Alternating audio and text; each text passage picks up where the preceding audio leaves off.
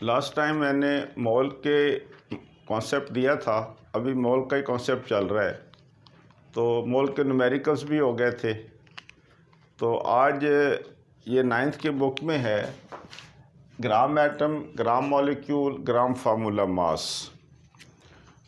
तो ये इन तीनों का डिफरेंस मैं आज एक्सप्लेन करूँगा। ग्राम एटम, एटम से atomic mass of an element when expressed in gram is called gram atomic mass, या इसको ग्राम एटम कह देते हैं या सिंपली मोल भी कह देते हैं। तो एटम से आपके जहन में आता है कि एटम हमेशा एलिमेंट का होता है। तो फॉर एग्जांपल कार्बन एलिमेंट है, इसका एटॉमिक मास है 12, एटॉमिक मास 12। अगर मैं 12 ग्राम का कह दूं तो इसका नाम हो जाएगा gram atom, gram atomic mass और सिंपली मोल। तो ये तीनों नाम हैं इसके कि atomic mass when express in gram is called gram atomic mass, gram atom और मोल।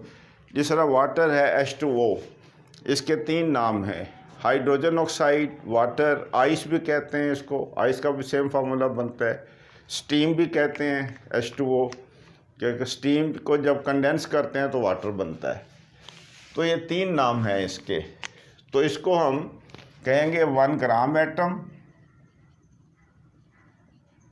भी कह सकते हैं, 1 ग्राम एटॉमिक मास भी कह सकते हैं और 1 मोल भी कह सकते हैं।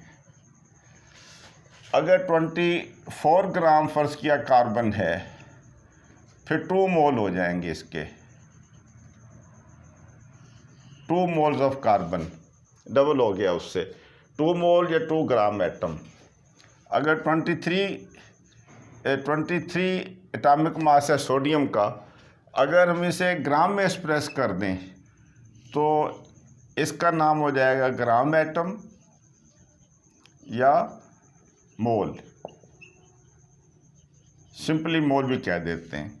अगर फर्स्ट किया 46 ग्राम हमारे पास सोडियम है, तो एग्ज़ाम में क्वेश्चन आता है कि how many moles, how many moles. तो सिंपली आपने एटॉमिक मास से डिवाइड कर देना है, तो 2 मोल्स आंसर आ जाएगा। या how many gram atoms, 2 gram atoms. तो gram atomic mass, gram atom और मोल एक ही चीज़ का नाम है, नो डिफरेंस। इसके बाद है gram molecule, molecular mass of an element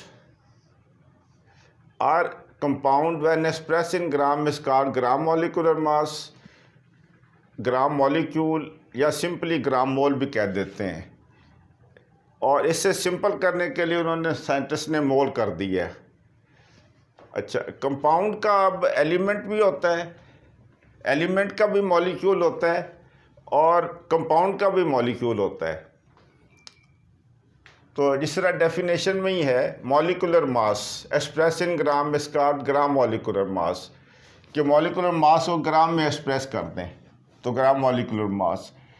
और शॉर्ट किया, एक और साइंटिस्ट ने ग्राम मॉलिक्यूल कह दिया, फिर एक और साइंटिस्ट आया उसने ग्राम मोल कह दिया, आखिर में इसको मोल का नाम दे दिया है।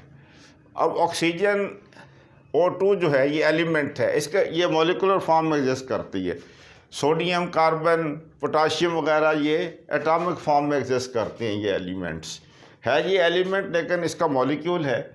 तो इसका अगर मॉलिक्यूलर मास लेंगे वो हो जाएगा 16 होता है एटॉमिक मास। तो दो एटम्स हैं ऑक्सीजन के, तो 32 ग्राम इसका, 32 इसका मॉलिक्यूलर मास हो जाएगा, मॉलिक्यूलर मास। जिस तरह मैं एग्जांपल देता हूँ कि एक पेन 12 रुपए का है तो 16 रुपए का है, तो 2 जो है 32 रुपीज़ के आएंगे।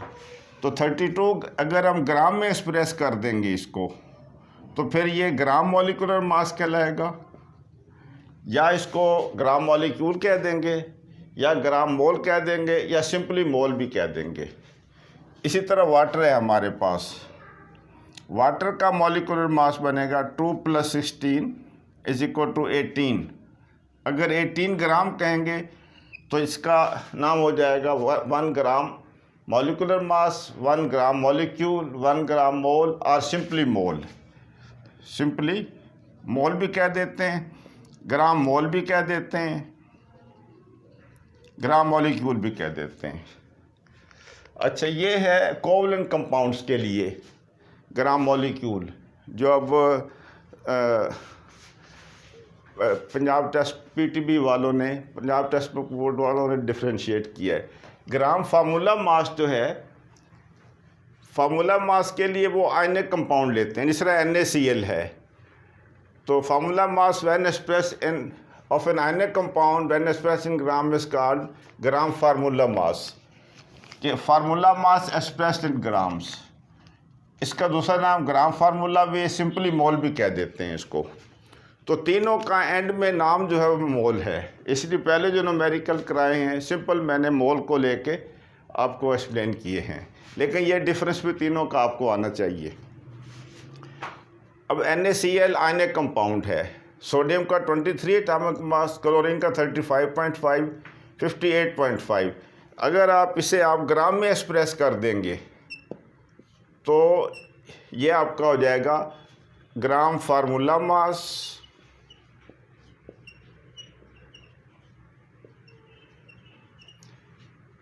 और सिंपली ग्राम फार्मूला,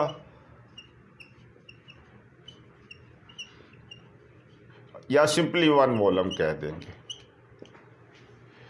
तो अब इसमें आपको आयनिक कंपाउंड का और कोवलेंट कंपाउंड का डिफरेंस आना ज़रूरी है। ये अगले चैप्टर में है, इसलिए चूँकि अगला चैप्टर हम कर चुके हैं। तो अगर मेटल और नॉन मेटल में कंबाइन करते हैं तो जो कंपाउंड बनता है वो आयनिक कंपाउंड कहलाता है। जिस तरह सोडियम एलिमेंट मेटल है, क्लोरीन नॉन मेटल है, तो ये आयनिक कंपाउंड बनेगा। आयनिक कंपाउंड है तो आपने ग्राम फार्मूला मास यूज़ करना है। अच्छा, कोवलेंट कंपाउंड जो आपका है, covalent compound is form between 2 non metals. Oxygen भी नॉन मेटल है और हाइड्रोजन, ऑक्सीजन, ये भी नॉन मेटल्स हैं। तो water is a covalent compound. इसके लिए उन्होंने, साइंटिस्ट ने मॉलिक्यूलर मास ले लिया, उसे ग्राम में एक्सप्रेस करके इसको मोल कह दिया। इसमें आयनिक कंपाउंड का उन्होंने फार्मूला मास निकाला है, फार्मूला मास का नाम दे दिया, उसे ग्राम में एक्सप्रेस करके मोल कह दिया। इसमें एलिमेंट है carbon, sodium, potassium. Carbon sodium को मैंने एग्जांपल दी है कि 12 ग्राम कहेंगे तो 1 मोल हो जाएगा, 20 सोडियम का 23 ग्राम होगा तो 1 मोल होगा।